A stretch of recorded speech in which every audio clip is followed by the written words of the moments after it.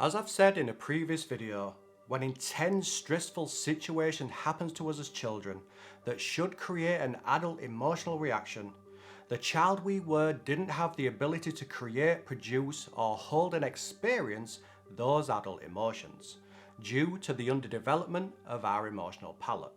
But the adult emotions that we should have experienced as a child stayed within our subconscious until our emotional palate had developed the ability to create and experience those adult feelings, which is one of the reasons why we feel so bad as an adult. For more information on this internal process, you can find it in these two videos right here. Since we can never experience those past times again, the adult feelings that stayed within our emotional palates are kept within a deeper part of us until our emotional palate has fully developed the ability to create and produce those feelings. The result of this internal process means that as we get into our 20s, our emotional self is constantly trying to show us how we truly feel about specific past events. Now we are adults, we could try thinking about our pasts, go through all of the memories that we have, then use our guidance feelings to work out how each memory has affected us now that we have a fully developed emotional palate. And as long as that process may take, by all means give this a go and make sure you drop me a message how it went, in a few years from now. But there's no need to dedicate so much time and energy to exploring our past memories, as your emotional self is already trying to communicate to you to show you how your past memories are still affecting you today.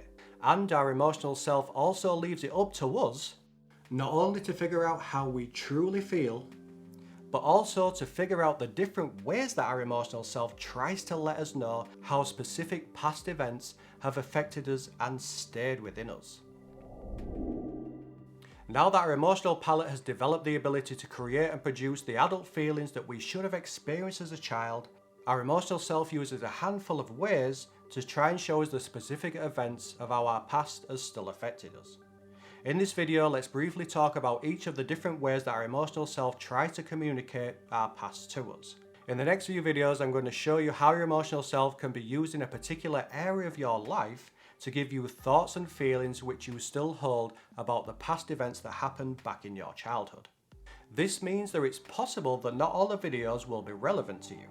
For example, if you live with physical pain, your emotional self could be giving you thoughts and feelings which are connected to a painful past memory.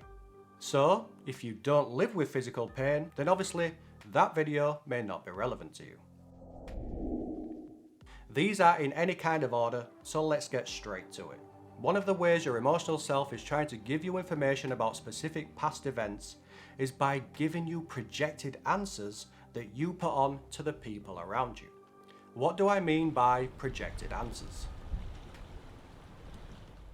Whenever we say or think things like, Tim's problem is that he's lazy, or Susan's problem is that she thinks she knows it all. During these types of sweeping statements, opinions, or even judgments, we never have all the information needed for us to make such claims about Tim or Sue.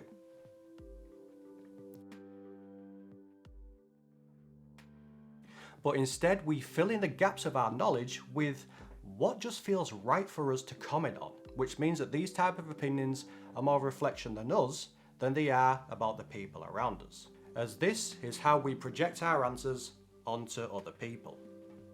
But where do projected answers come from?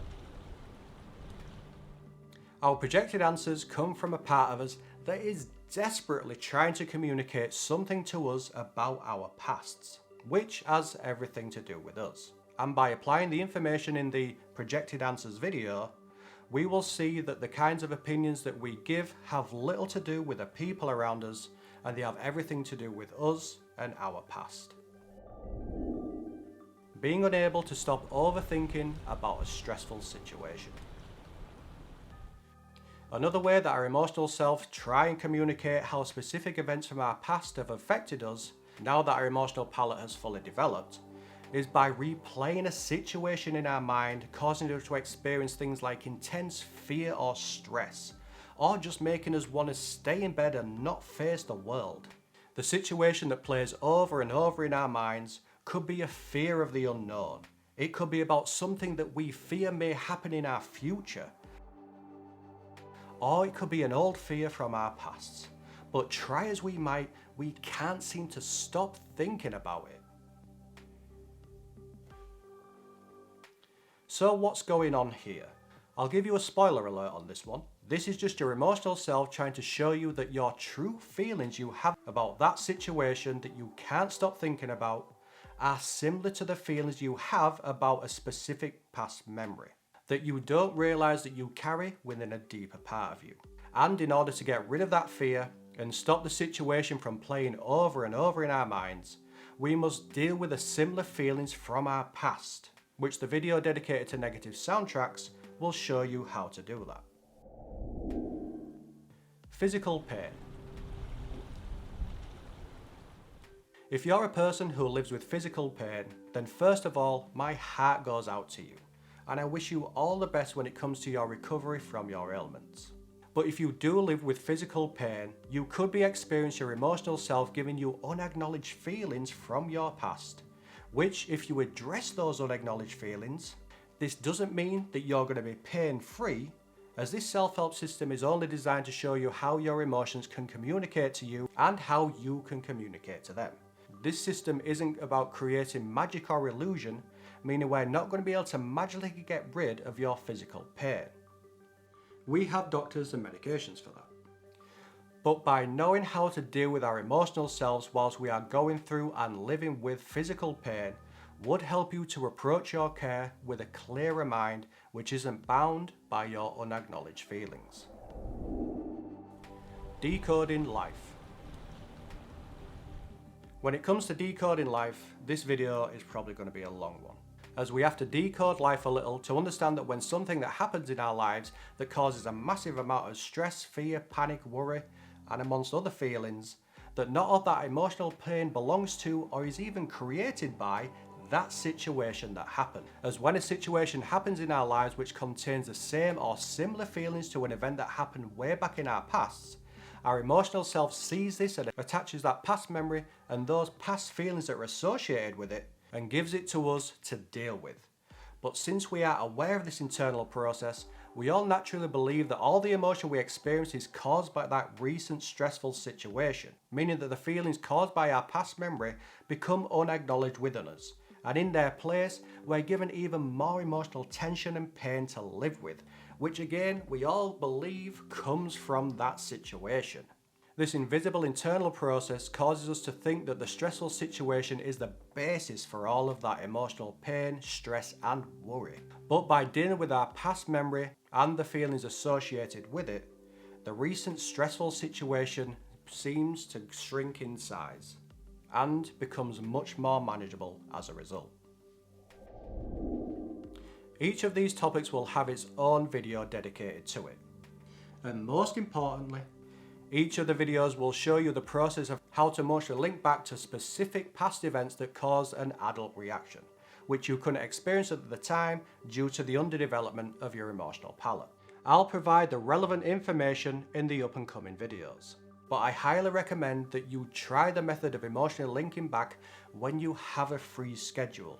For example, if you work afternoons and you're thinking of emotionally linking back to your past on that morning before you go to work, then I suggest that you reschedule that session until your day's off, just in case you discover that you have a huge emotional compound attached to a specific memory, which you had no way of knowing that you held within you. I'll end by saying that I'll remind you of certain points that I've mentioned in this video as we work through the final stages of using your guidance feelings to emotionally link back to past events. I don't expect you to remember all this information that's given in one go, as I recognise that there is a lot of information here, as what we are doing is learning another language, which is the language of our feelings.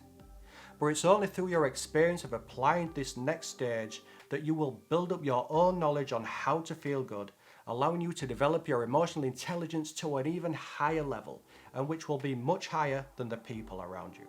With that said, thank you so much for watching, and I'll see you in the next video.